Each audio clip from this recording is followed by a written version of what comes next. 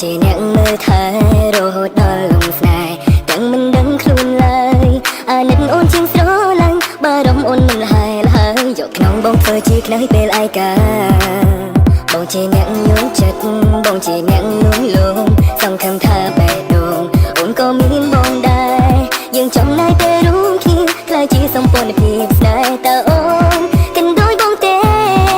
ពេលអូនស្រវឹងគួរស្រឡាញ់ពេលអូនស្រវឹងគួរខ្លាញ់ទើបដឹងថាស្រឡាញ់អូនពេញបេះដូងកំដរអូនទូទាំងទេរាល់ពេលឈឺចាប់នងដងដឹងខ្លះផងថាបងក៏ឈឺចាប់ដែរពេលអូនស្រវឹងបងសំឡេងពេលអូនស្រវឹងបងស្ទឹងចាំបាញ់ឈប់ពេលត្រឹមនឹងឲ្យមានតែយើងពីរនាក់ចង់សំឡេងអូនរហូតដល់ពេលអូនជាងឃើញមុំបងមិនគេតែនាងគ្រប់ពេ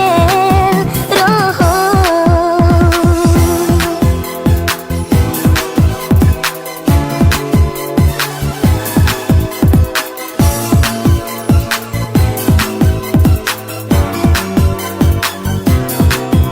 បងជាអ្នកញញចិត្តបងជាអ្នកលួងលោមសង្ឃឹមថា